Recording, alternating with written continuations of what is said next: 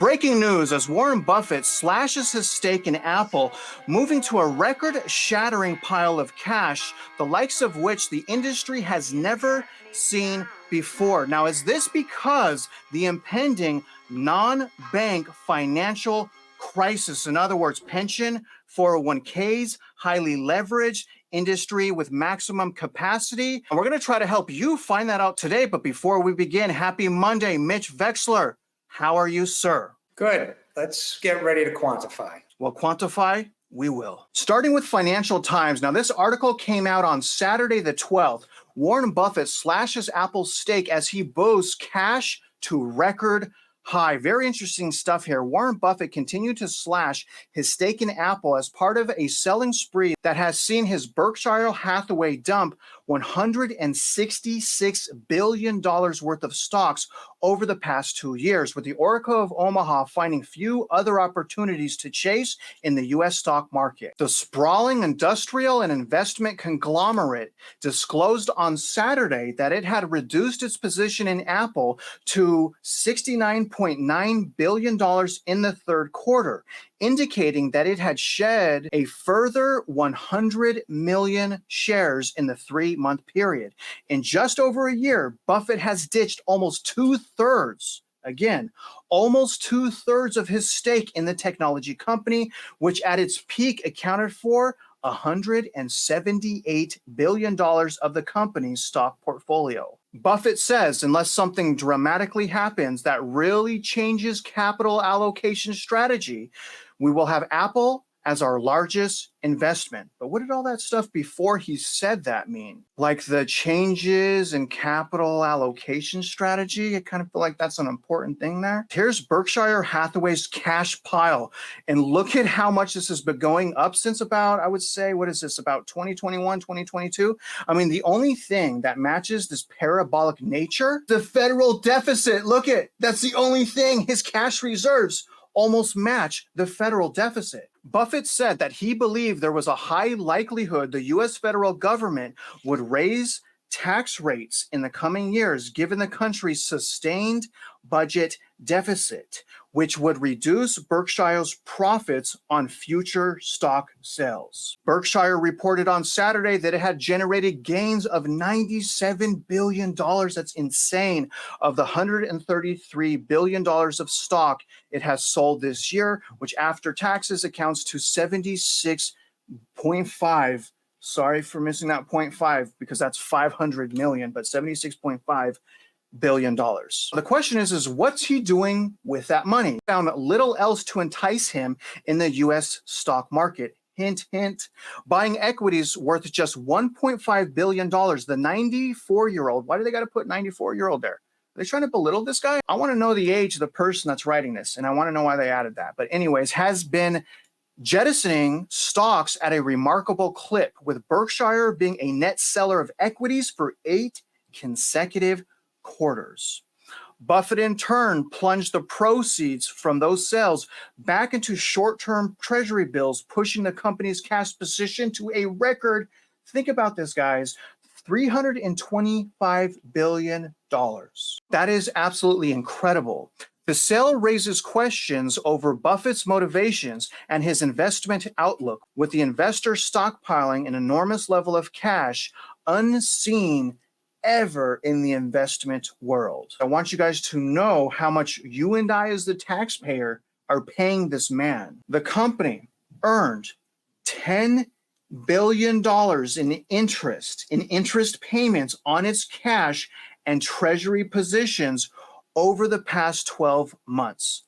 $10 billion in taxpayer money as a result of the reckless spending habits of the Federal Reserve. What could the alleged smartest investor of all time moving to that massive stockpile of cash tell us about the realities of the stock market and, sir, the realities of 401ks and pensions? How do we quantify this, sir?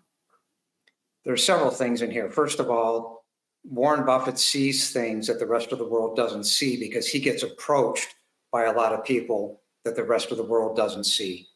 So he has the ability to take his cash And more than likely, he's been on the phone with the Federal Reserve itself because they have to provide notices of what they're doing with that type of money, et cetera, et cetera. So he has access to things that the rest of the world simply doesn't understand or can't see. And he also understands what the shadow bank position is, what the third-party credit risk is, which we've also spoken about in these videos prior. So it's a combination of things. But with regard to Apple specific, if you go back to 2018, if I'm not mistaken, the PE was about 12. Right now in 2024, the PE is 34. And as I said a few videos back, an average PE being between 11 and 16, well, Apple's PE is double up. So why would he jettison? Because there isn't any upside left. He knows exactly what he's doing. And over and above that, some of those things that he goes to see that the rest of the world can't see, all you got to do is go back to 2008 when he was able to get warrants on Goldman Sachs. So his $5 billion investment in Goldman Sachs, which is the warrants, in addition to the share position, turned into multi-billions of dollars. 3 weeks or so ago, I made the comment that Warren Buffett is going hunting. And that is exactly what he is doing, verbatim. He's out looking for positions to take in big, huge enterprises that are in financial difficulty that right now the rest of the world may not see and or may not care. So he's getting his cash lined up, and he will go find something that he can sink his teeth into where he can get massive warrants, and after the dust settles from what's about to happen, make hundreds of billions because he's got that type of capital. And that's what he's doing. So over and above that, your comment about the 401ks and the pensions, well, as I said, those 401ks and pensions, if they're investing in school bonds, corporate bonds, if Warren Buffett is moving to cash over here and he doesn't see anything juicy inside of the corporate bonds or municipal bonds or school bonds worth taking the risk as compared to just getting a rate of return, which is not that great. Let's call it 5.25% on his treasuries, just depending what sort of deal he's cut. Well, that's 5.25%. That is, in theory, more secure than the school bonds and the corporate bonds. What does that tell you about the positions of the 401ks and the pensions that are invested in those corporate bonds, municipal bonds, or school bonds? In other words, the risk profile is through the roof. There's a high probability of losing money, losing interest rate, and losing principal. Warren Buffett's not prepared to lose principal. Rule number one, according to Buffett. You may have answered my next question. I threw this up as you were talking for the viewers to show them how crazy the market is, because obviously Warren Buffett has been slashing his stake of Bank of America's shares as well, going under the 10%. When we look at the performance, Mitch, it's up over a month. It's up 4%. Over 3 months, it's up 11%. Same thing with Apple. I mean, obviously this is pre-market. Market hasn't opened yet fully, so maybe the market hasn't reacted yet to this. But it almost seems like the market does not care at all what Warren Buffett is doing, nor does it care about the $325 billion he has removed from the market. If he puts that back in, he can create some type of melt up. He's not willing to do so.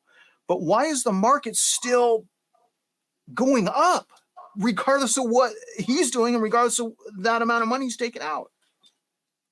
It's about risk profile. So who is the market? Well, if the market is the private equity, the big banks, and they want to keep the melt up going, they'll keep it going.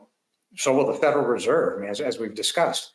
They will keep it going until they break it.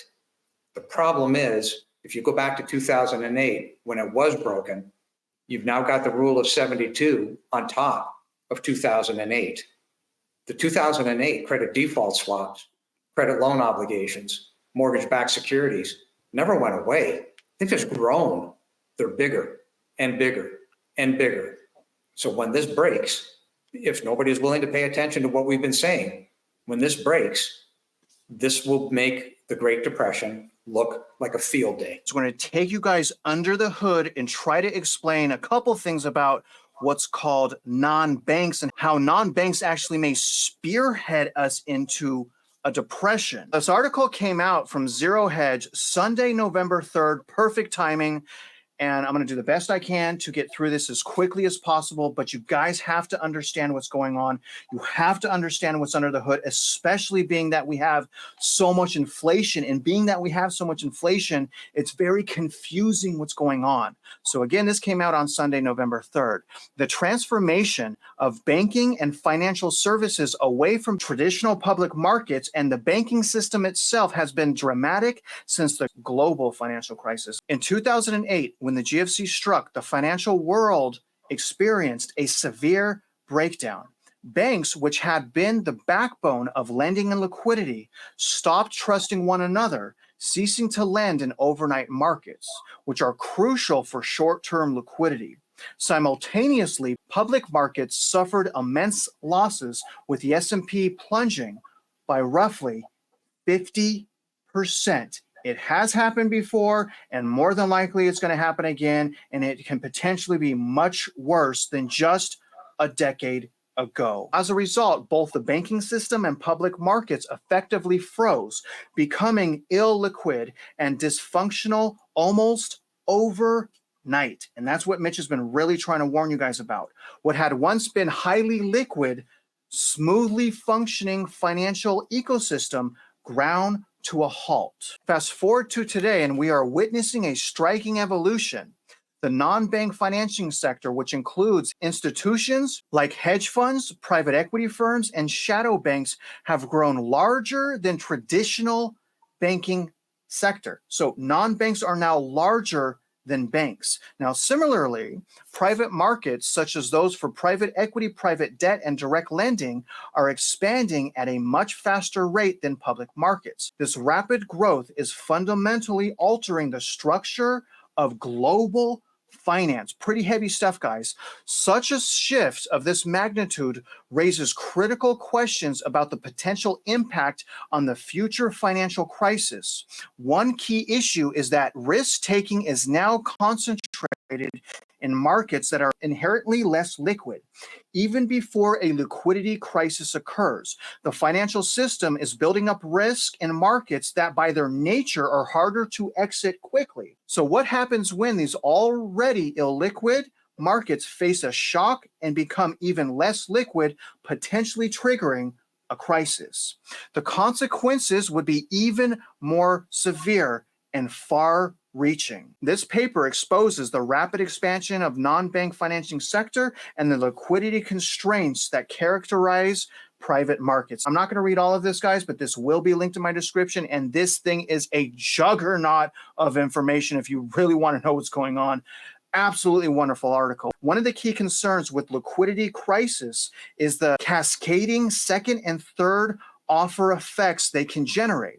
These effects occur when markets that are perceived to be liquid, markets where investors believe they can easily buy and sell assets, suddenly become illiquid, trapping participants and causing widespread disruptions. Such second and third order effects often impact investors, institutions, and sectors that would originally consider themselves insulated from high risk financial activities. I hope you guys are listening. This last thing here.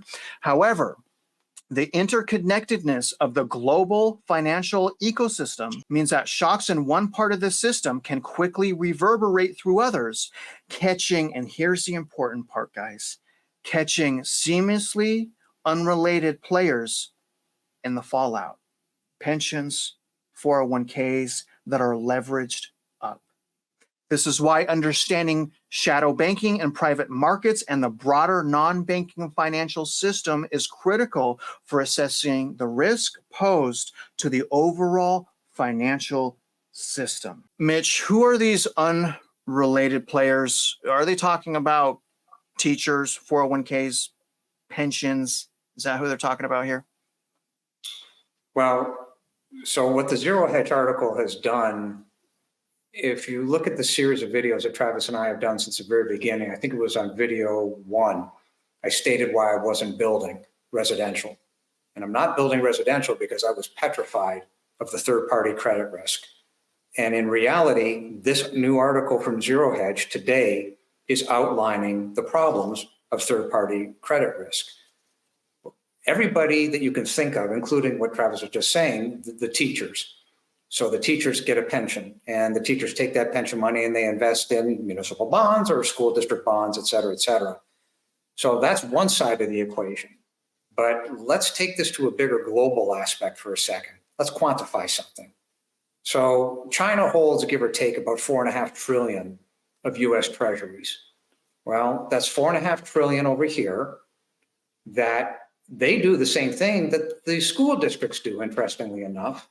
And they go and say, well, we have this 4.5 trillion of US treasuries. Why don't we lever this up? Let's call it, between friends, 20-1. Then they take that money, they go and use it. So it's internal to the Chinese system, but they take that money, they lever it up, they go use it, and then they go build ghost cities that, well, voila, don't have occupants because no occupant can afford to live there. So as I have said multiple times, these things are all connected. The dots are connected. It's about debt and debauchery. And the debt is on multiple playing fields across the globe. That's 4.5 trillion in China. Look at how much Europe holds. Why do you think the IMF has got such a stranglehold on the rest of Europe? It all has to do with the third-party credit risk. The reason why in video 1, I said I'm not building residential because I'm afraid of this. Zero Hedge has now come out, rightfully so, and said, Houston, we have a massive problem. And that's what they're spelling out. So everything you see in that document that Travis has just read is literally saying that. We've got a problem. And you brought up China. I mean, the leverage is, and I want to use them as an example just for the viewers. So for example, China could buy like $5 trillion of our treasuries and then use that $5 trillion of treasuries, which they're probably not buying at all, Mitch. It's probably just a little quick transfer and a erase here and pencil here, but they're using those treasuries to leverage additional debt. Think about that, which means they're taking the money that you're putting into your pension and they're leveraging it. Mitch, do you have any idea? I mean, is there a way to find an average? Like how, if I'm a teacher in a school district and I put $10,000 into my pension or 401k, how much is the average that is levered up? Well, look at it this way. So the Dow, the NASDAQ, and the S&P, they trade trillions per day, okay? Mm-hmm. Well, if they lever the 4.5 trillion, even at 20-1, so between friends, let's just call that 80 trillion. So all of a sudden, Warren Buffett's 350 billion doesn't look so big now, does it? And that's the point. So when a politician stands up and says, well, we're just going to tax the hell out of the rich people, the truth of the matter is if you stole their money, that wouldn't last 30 days. Now what are you going to do? And that's why on the video we did yesterday, explaining to people exactly what this problem is. And it's incredible. Like the fraud on the houses, when you understand how big that is, give or take it, $22.5 trillion in fraud, $450 billion a year in hard cash stolen from mom and pop. These problems are just magnified and they don't stop because these clowns in the political world can't stop spending money. To put that in perspective, if Warren Buffett and his company did the same thing and leveraged their cash assets 20-1, that means that he could, from the sounds of it, he could take the $325 billion in cash, leverage that 20-1, and come up with $6.5 trillion in debt. Yeah, except Warren Buffett's got a brain. Which is why he has the cash. So it's connected, right? That's the point you're trying to make. I mean, they hit a wall. Things are maximum capacity. Everything is over leveraged. I mean, let me take the viewers back into the Zero Hedge article and let's try to get through that article. And then let's take the viewers through the wheels of fraud that you've made. The increasing prominence of non-bank and private financial markets present new challenges for managing liquidity and systemic risk. As the financial system becomes more dependent on these less liquid sectors, the potential for a liquidity crisis and the ripple effects across the global economy grows, highlighting the importance of monitoring and addressing risk in the shadow banking and private market ecosystems. And again, you guys, the backdrop here is the global financial crisis. They changed the law. They allowed for loose restrictions when it came to non-banks. The banks are regulated. It's the non-banks that are like the redheaded stepchild getting everyone in debt. No two financial crises are exactly the same, though human behavior and emotions are always central to them, going back to the dawn of history. That's insane. And also really sad, actually. Each crisis has its own unique characteristics, and as long as human nature remains consistent, cycles of booms and busts are inevitable. Given today's historically high equity valuation comparisons to the global financial crisis of 2008, and in addition to that, the dot-com bubble of the late 1990s, and the current enthusiasm for artificial intelligence is reminiscent of past periods of euphoria. However, it's important to remember that valuations and symptoms of broader market conditions, not the underlying causes, which makes things especially confusing. Pinpointing the exact moment when a financial crisis begins is often only possible in hindsight. Did the GFC start with the collapse of two Bear Stearns hedge funds in 2007?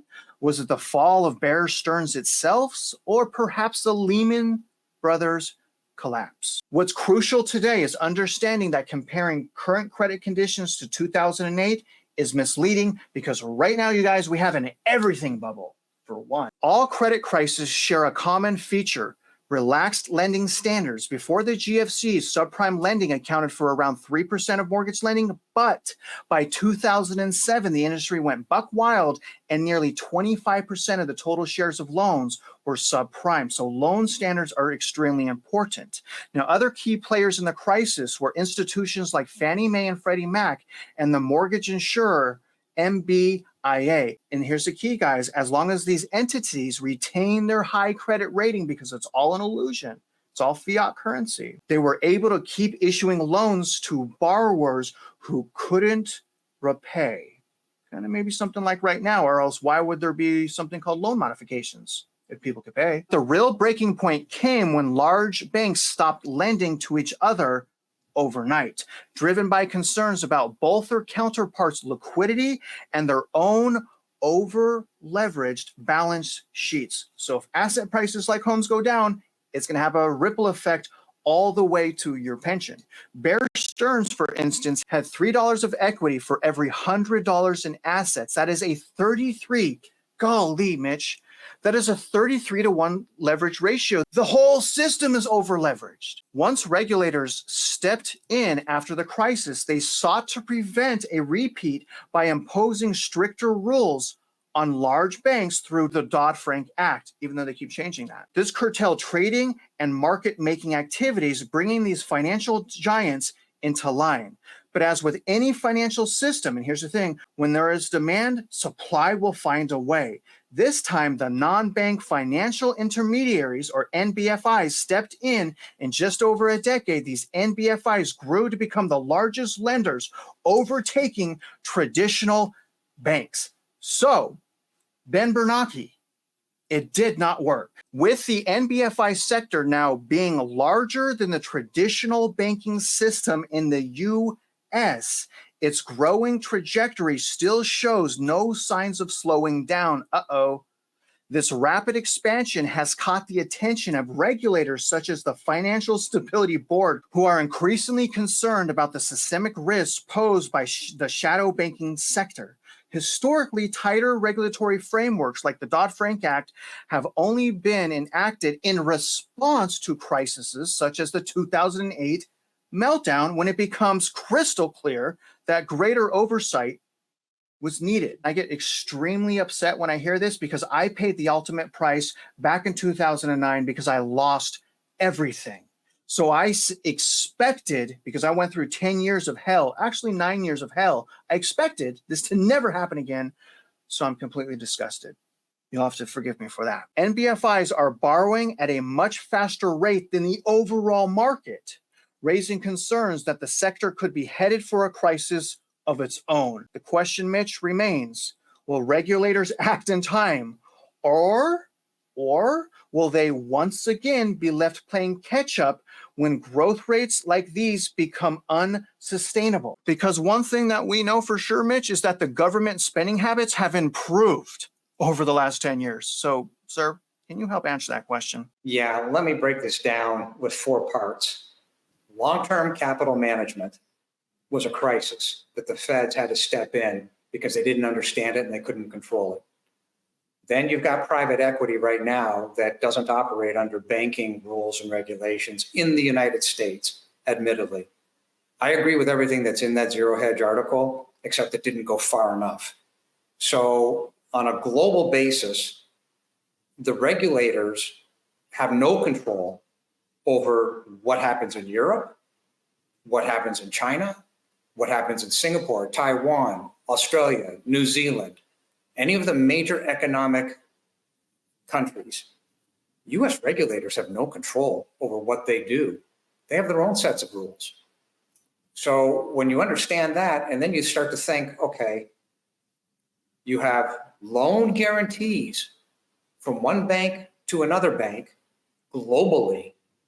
Then you have cross collateralizations against the banks. So they guarantee each other's loans.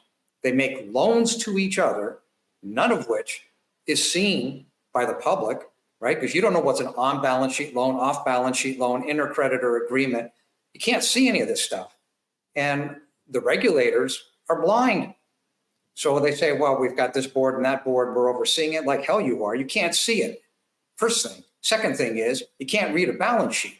That's been proven. So when you understand what's going on, and then you start to say, well, wait a minute. If I've got a mortgage-backed security, and this thing's been cut 100 different ways, I take a US-based mortgage-backed security and I stick it in London. And so I've sold it to somebody in London. Do you really think that those people in London are going to use it as a collateral for another loan? Sure they are. Here's the problem. It's all paper. Nobody has access to the underlying asset. This is paper chasing paper. No way in hell can they get the actual asset of the house because it's been cut and financial engineered like lines of cocaine. So now we go back to 2008, and I agree with Zero Hedge. You can't say that the current condition we're in is the beginning of 2008. It's vastly worse. Add the rule of 72 onto everything we've just discussed. Multiply the rule of 72 times 2, 2008 to 2024. And as I said in the prior video, when we showed it, the math, it is impossible for mom and pop with the implicit guarantors to be able to backstop any of this. So either the governments get involved for real and say, okay, we're going to walk it down, or this will implode. It's a binary decision. Do you want to try and fix it as best you can and save what you can? Or do you want to blow the global economy to shreds? And nobody knows where that's going to start. It could be China. And Chinese economy right now is in bad shape. The Chinese real estate is hemorrhaging. Is it China? Don't know. All I know is when you add this up, we got a problem. It's heavy, man. I mean, it's all linked. If you just didn't leverage, I mean, can they leverage it 30-1? Maybe put a cap on that? 1-1? Ever hear of that? Like, don't. Even if you did at this point, you said, okay, fine, we're going to do the best we can to regulate the foreign banks. The problem is the cat's out of the bag. The damage is done. Now the question is, how do you limit the damage? That's the big question. Okay. Well, let's talk about how to limit the damage. And we're going to move on in the video now. I'm going to share with you guys some wheels of fraud that Mitch has been working on. But before I do, I want you guys to understand why we keep going back to property tax. Now, one reason, there are many reasons, and we've covered that, but one reason is it's something that we could do something about to create change. Whether we even own a house or not, it gives us the power to break and fight back against unfair taxing. And so much is dependent on us having apathy and related to property tax that we can take the system down. Not that many of us need to wake up, but enough of us do. Mitch, when you're ready, sir. So the video that we did yesterday, when you're seeing this video, it had in it fraud on the houses. Well, this is the next evolution of that, which is the wheel of fraud. You've heard of the wheel of fortune? Well, this is the wheel of fraud. And what I did is I just simply looked at the local central appraisal districts, and instead of going through 10 pages of violations, which is our violations.pdf, I broke it down a little bit in a simpler way to understand it graphically. And if you just simply start where that arrow is, and you can read it on your own, but this will walk you through the multiple layers of fraud. And you'll see in here from time to time the word Texas, but it's not Texas specific. So you can take the exact same codes and apply it to your jurisdiction or your state. You're going to get to the same point. The text may be a little bit different in your state, but the laws are the laws. And this is the map of how the fraud is actually created, and which is why I called it the wheel of fraud. The next evolution of that is the benefits of eliminating the real estate tax in favor of the uniform states, that's multiple states, sales tax. And again, you can start at the arrow and work your way around. But the key element here, and one of those benefits, just so everybody understands, in Denton Central Appraisal District alone, Denton County, by implementing what's on this chart and just walking it through, there would be roughly, out of 95 billion, there would be roughly 7.5 billion worth of fraud and corruption savings by simply eliminating the real estate taxes. So you get rid of all the fat in the middle, you get rid of so many layers of fat, you get rid of the central appraisal districts, you pump money into the economy, and that's what this chart walks you through. So you go from eliminated to what the net results are, and even at the very tail end of this, homeowners associations that have the right to foreclose a lien, that wouldn't happen anymore. It's gone. Every element that's in that chart is simply wiped out by eliminating the real estate property taxes. Great work, Mitch. I can't thank you enough for that. For the viewers, both of those charts will be in a link in the description. And I want to ask you guys something. If you're watching this, please take a minute to really think about what I'm asking you, and please share your opinion. Should Mitch start a newsletter? I think he should. I think he's wasting his talents by not starting a newsletter. Let me know what you guys think. And then just one more thing before I get you guys out of here. Do not forget, I am making my way out to North Carolina. If you guys can help support that trip, the link is in the description. What I plan on doing is sharing the testimony of the people that are on the ground. And if I can generate enough money, it is not necessary. You guys don't have to do it. But if I can generate enough money, I also plan on doing multiple soil and water tests to let these people know whether or not they're working in highly contaminated situations. But regardless, Mitch, I thank you, man. Happy Monday. Anything else you want to add? Other than these are complex topics that we go through, and it's important, even though, like Travis said, most people can't do anything about it, but we can do what's in our control to do. Handling these central appraisal districts is no big deal. It really isn't. Anybody who's been watching these videos since the beginning, you know infinitely more than anybody working at a central appraisal district. It's just a question of being able to take what you've learned, go through Travis's course, add those two elements. Here's the video, here's the course. You're so far ahead, and you can handle anybody at a central appraisal district. The registered professional appraisers are no challenge for you whatsoever. They may lie, they may cheat, they may do whatever they're going to do, they may commit perjury. But when you have your act together and you can stand toe to toe and say, no, these are the comparisons, well, you're doing what you now have the power to do. And that means you can make change just like the rest of us. Those courses are 100% free for you. I want you to take them whether or not you're renting or whether or not you own. No, other than that, guys, I wish you fantastic luck this week. Don't forget, vote by Tuesday. I'm not telling you who I'm voting for, but I will say it is important to vote. And if you guys are out there investing in real estate, you guys already know we wish you luck and we hope you win. Can I say who I voted for? No.